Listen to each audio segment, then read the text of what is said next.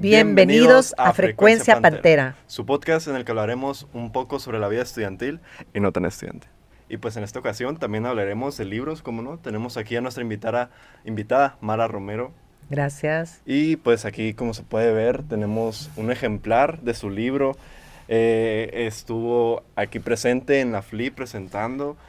Y presente su trabajo para la gente, la audiencia. No, pues muchas gracias por la invitación. Soy Mara Romero, activista social y escritora, bailarina y, bueno, una mujer comprometida con el arte, pero sobre todo en esta ocasión llevando la literatura como un mecanismo de sanación, que eso es lo que ha sido un exorcismo emocional, que es lo que ha sido Navaja Verde o Negra, y que es lo que me trajo a este lugar el día de hoy. Qué curioso que lo explique con esas palabras, muy interesante. Más o menos, ¿desde cuándo empezó su pasión por la lectura, por las letras? Bueno, las letras han sido, yo creo que algo muy que ha venido con la esencia, yo creo que tengo la primera carta que realicé, el primer texto que escribí fue al Enmascarado de Plata cuando yo tenía 9 años, y es toda una historia porque mandé la carta a una revista de lucha libre y me contestó el santo, inclusive el santo viejo, no el hijo del santo. Sí. Entonces yo ya tenía que ver con la literatura. Seguí escribiendo en la secundaria y con ello acompañaba la lectura, ¿no? El primer libro que tuve en mis manos fue un libro de poesía de Amado Nervo, y de ahí no paré, ¿no? Que es la literatura, pues leer es esencial para mí, ¿no? Y con ello conlleva pues poderme expresar, ¿no? Ya después vino lo que era escribir y todo ese tipo de cosas. Excelente. ¿Qué número de libro es el suyo? Bueno, este es el séptimo libro, segundo que tengo de relatos. Quizá este es el libro más poderoso, más cruel, más fuerte, por el tono. Me tomó 20 años poder sacar un libro que conlleve las historias con mi voz, con mi voz y con la voz de ellas, de mujeres privadas de su libertad, que yo creo que es la potencia que tiene el libro, que apesta de real, una realidad que asusta, que enfrenta, y que a mí en el aspecto personal fue una manera de sanar, y por otra parte yo creo que fue una denuncia con la propia voz de ver tantos años pasar la justicia por un lado mío, ¿no? Ok. Wow, muy interesante. Entonces, nos dice que este libro, su temática es acerca de las mujeres privadas de su libertad. Trae historias, en su mayoría, no todas son historias, pero son una historia de mujeres en desgracia. Pero sí, el libro fue una respuesta a una crisis existencial. Después de 20 años de estar metida en las cárceles y ver la transformación del perfil de las mujeres que están llegando, se combinó con una pérdida familiar que tuve yo, y bueno, la literatura, esta vez la escritura, fue una manera de sanar. Los casos son casos reales, situaciones reales, por supuesto maquilladas con literatura, con un final muy triste, muy poderoso, muy brusco, muy tosco, con un lenguaje muy brutal, pero al final de cuentas es el retrato auténtico, ¿no?, de lo que pasa detrás de esas altas bardas, ¿no?, de una realidad al que la gente le saca la vuelta la mayoría de las veces. ¿Y cómo describiría esa transformación que dice en estar allá? Yo creo que es una transformación por ambos lados. Vi transformarse el perfil de mujeres hace 10 años, de ver mujeres jóvenes y que iban de alguna manera involucradas con el crimen organizado, porque eran las novias de los capos, okay, ¿no? Pero ahora el perfil que tengo es muy triste, porque son mujeres mucho más jóvenes, pero ya no son las acompañantes de los capos, son mujeres que se dedican al narcomenudeo y mujeres que tienen una adicción muy temprana. En su gran mayoría, en un 40% de la población que tengo, se empiezan a drogar desde los 12 años. La mayoría, en un 95% de una población de 214 mujeres que tengo privadas de su libertad, tienen mínimo un hijo. Y si tú sumas las 4 cárceles que hay en Sonora, con 214 en Obregón, con 350 en Hermosillo, con 40 en Guaymas, y con alrededor 300, 400 en Nogales, que son las 4 cárceles, pues yo creo que tenemos un panorama bastante triste, gris, y bueno, eso es la transformación que he visto yo tan lamentable. Súmale un hijo a cada una de estas mujeres y esos son los misiles, los sicaritos que actualmente estamos recibiendo como sociedad. Y por otra parte, la transformación en una manera humana fue la mía. creo que yo perdí, no, mi humanidad se incrementó, y yo creo que tengo otros ojos muy distintos a los que tenía yo hace 10 años. Ver una realidad tan brusca y ver la transformación frente a mis ojos me ha hecho ser mucho mejor ser humano, pienso yo. Quiero creerlo, pero también perdí una parte de mi ingenuidad, y que es lo que la literatura en este momento fue la única herramienta que me ayudó a sanar y a continuar, a reconstruirme, y de una manera de vengar o llevar la voz por propia voz de ellas de lo que está sucediendo en esos espacios. ¿De dónde sale esta necesidad de querer vengar hasta cierto punto? De ser humana, pienso yo. Nadie puede permanecer indiferente cuando se tiene esa relación que tengo yo con una comunidad, en donde soy madre, hermana, hija o todo lo que se necesita. No puede pasar desapercibido lo que sin tener un impacto personal en lo mío. Yo veo en cada niño de ellas a un nieto mío, yo veo en cada madre que se pierde, a cada hermana que se pierde, yo veo a mi gente cercana. Es una transformación que triste, pero más humana. Es un privilegio todos estos años haber crecido de esta manera, de una manera tan brutal, y sale de eso, yo creo que de un espacio, la profundidad, de un espacio de la parte más íntegra mía, que si no me hubieran golpeado de la manera que me golpeó la realidad, jamás hubiera sabido que el mundo puede ser así. Ya no soy tan joven, y el tiempo que me queda pienso dedicarla a seguir luchando por los derechos de estas personas, porque se transformen, y por los hijos de ellas, ¿no? Porque en cada hijo de ellas yo veo a los míos. ¿Usted cómo es que está tan cercana a estas muchachas? ¿Se dedica a tratar con ellas? Yo soy artista, primero soy activista social, Okay. pero en un tiempo fui primero artista. Creo que ahora se invirtieron la importancia, y creo que surge de eso, ¿no? Llevar el arte primero, llevar la literatura. Fui a bailar, fui a llevar literatura, fui a darles talleres, y cuando me di cuenta habían pasado 10 años, y ahí surge una necesidad de pues hacer las cosas mucho más organizadas, y de ahí es cuando yo pude crear un proyecto de cultura integral que se llama La Letra Escarlata, que se compone de talleres de literatura, talleres de teatro, talleres de música, talleres de danza, y aunado a ellos talleres de capacitación. Actualmente, con la transformación de las muchachas, vi que el arte no era suficiente.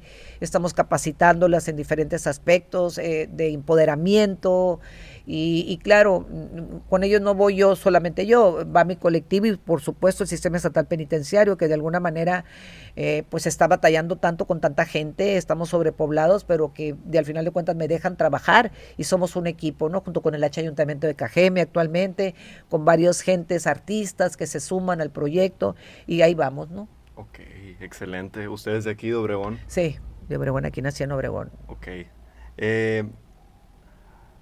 Hablando un poco de su faceta como escritora, ¿cuál diría que es ese ambiente o ese lugar en el que se le haría excelente escribir? Como Un poco su lugar deseado. O bueno, tal vez no un lugar, pero un ambiente que se le haga muy artístico, para que escribir. le inspire para escribir. Mira, es muy curioso. Cuando uno quiere, se le da el arte de escribir. O sea, escribir no significa que seas buena para hacerlo. Es todo un proceso.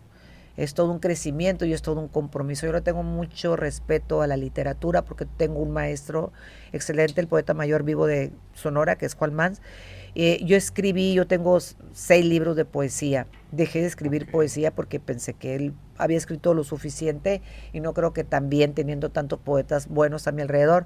Pero la literatura, yo tengo un premio nacional, el Zahualcoyo, que es de mi primer libro, de La nostalgia de otros vampiros, que es un libro también que tiene que ver con desgracias humanas, pero no tiene nada que ver con la cárcel. Yo creo que el ambiente se da y llega a su momento. Yo encontré el tono de Navaja Verde o Negra después de 20 años de estar entrando y saliendo a los cerezos.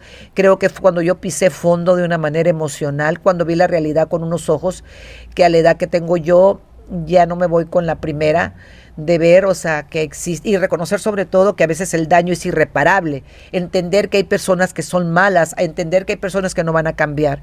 Cuando yo tuve conciencia de eso, pude escribir, encontrar un tono brutal. Por eso el libro es grosero, el libro no te va a dejar indiferente, que te guste o no es otra cosa, pero ¿por qué? Porque retrata una realidad que la mayoría de la gente quiere sacar. ¿Cuál fue el ambiente? Me preguntas, ¿cuál fue el entorno para escribir? No, fue la realidad, se dio en el momento que se tenía que dar. Estoy sorprendida todavía de haber sido editada por una editorial, pues el libro está a la venta en todo México, en Gandhi, en Sanborns, en todas las librerías importantes. Aquí se ha agotado 2 veces, en Baja California se ha agotado. El libro va muy bien. Excelente. Yo creo que es un libro muy retador, ¿no? Qué bueno que haya terminado siendo exitoso. Más o menos, ¿qué reseñas les dejan los lectores? Bueno, una lección de vida, ¿no? El mensaje del libro, que nunca se escribió con ese fin, pero el mensaje del libro, pienso yo ahora de que he estado en gira, en varias giras, que el libro te hace ver una realidad y te hace pensar, sobre todo, no juzgar 2 veces a la gente que se encuentra tras las rejas. Ver que a veces ya nacen personas en desgracia, ¿no? Que juzgar no te lleva a ningún lado, que hay una necesidad de poder ayudar, de poder restablecer, que las cosas buenas que se hagan en la cárcel por esas personas que están privadas de su libertad son cosas que se van a ver reflejadas en la sociedad y por consecuencia en nuestra sociedad, en nuestros hijos, en nuestra familia. Una persona que entra a la cárcel, una madre que entra a la cárcel, tiene 2 hijos, si sale realmente con rehabilitada, puede reintegrarse a la sociedad, no va a volver, pero su alivio, su manera de crecer va a impactar no solamente en ella, sino en los hijos y por consecuencia impacta en la sociedad. Entonces todo es importante y al leerlo te das cuenta de las desgracias, te das cuenta que mujeres a veces no tuvieron otra opción, ¿no? Ok, muy interesante toda la temática del libro. ¿Ha habido algún libro o algún autor que la marque al punto de, no sé, inspirarla a escribir algo o incluso que la haya marcado desde que era chica para a usted impulsarle a escribir? El primer libro que leí yo fue uno de Amado Nervo, fue La amada inmóvil y Serenidad. Empecé a escribir y empecé a leer. Fue a la par. Sí, creo que el tono lo encontré con Fernanda Melchor, con Mariana Enríquez, con todas esas escritoras que actualmente están dándole voz a la realidad de una manera completamente distinta, ya sin tabús, ¿no? Me di cuenta con estas mujeres, o sea, Viviana Camacho, Lola Alcira, o sea, me di cuenta yo, Selene Ramírez, que es sonorense, me di cuenta yo que podía retratar la realidad sin maquillarla, que no importara que la realidad fuera grosera, brutal, porque así es, ¿no? Entonces, creo que he estado leyendo, sobre todo estos últimos años, que tiene que ver con el libro, a muchas escritoras que son parte del nuevo movimiento. No quiero llamar boom, porque boom es algo por un momento. Yo creo que finalmente se le está dando en los espacios que antes no se le dio a las escritoras y bueno, de una manera a mí me abrió un panorama completamente distinto, que es lo que me hizo, yo creo, dar luz a Navaja Verde Negra, ¿no? Ok.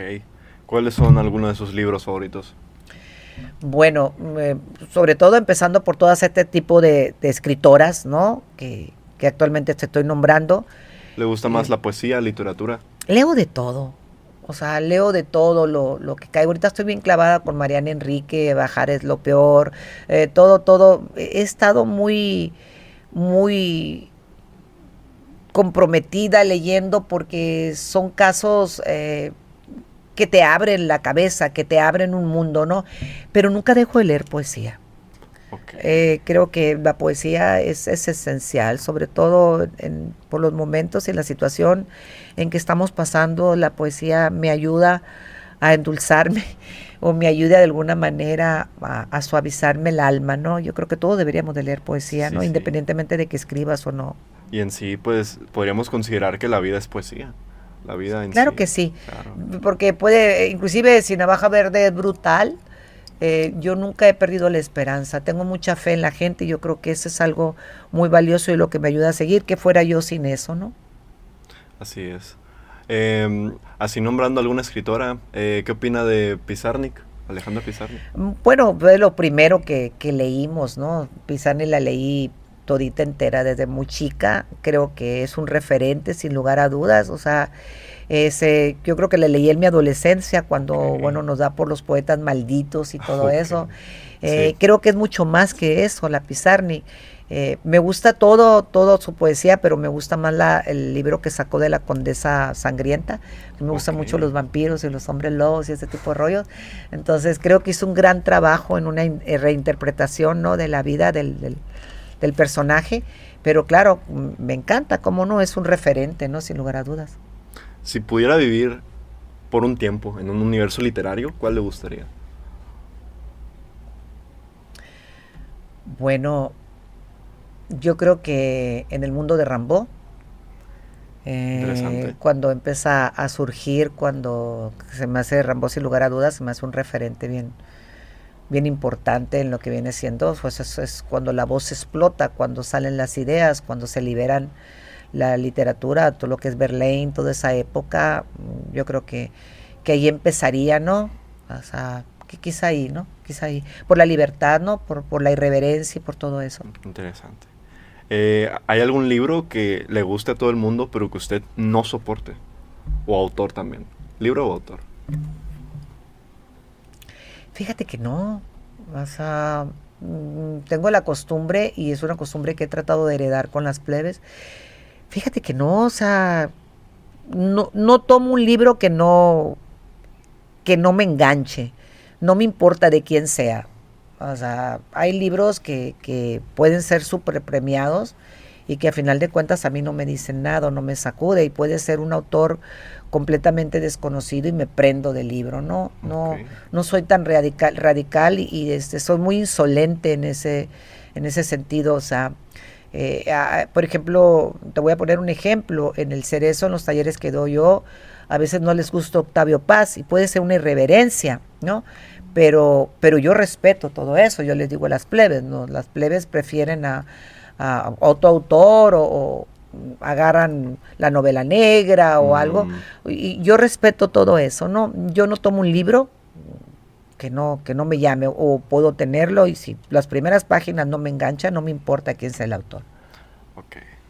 Muy interesante todo esto. Y pues bueno, para cerrar, la última pregunta que le hacemos a todos los invitados. ¿Qué le diría a su yo de niña, a su yo del pasado? ¿Qué consejo le daría si la tuviera aquí enfrente? Que hay mucha más gente parecida a ella de lo que piensa. Que a veces quizá las cosas no fueron fáciles, quizá mucha gente que nos rodeó no fue buena, pero que al final de cuentas llega un momento en que te das cuenta que no eres distinta, que hay mucha gente como tú, y que eres maravillosa, que siempre fuiste maravillosa, y que ahora los frutos los estás dando, porque ese pedacito que esa etapa de tu vida que fue tan difícil fue la que te formó para ser la que eres ahora. Y ahora yo soy muchas en el mundo en que yo me muevo. Y Ok, si yo no hubiera pasado por todo eso, no hubiera podido entender todas las vidas que tengo yo frente míos, ¿no? Tratando de transformar. ok, ok. Hermosas palabras. Le llegarán a la Mara del pasado. Y pues bueno, muchas gracias por darse el tiempo de venir acá. Muchas gracias a ustedes, espectadores, por ver este video. Y pues bueno, nos vemos en el siguiente episodio. Gracias. Gracias.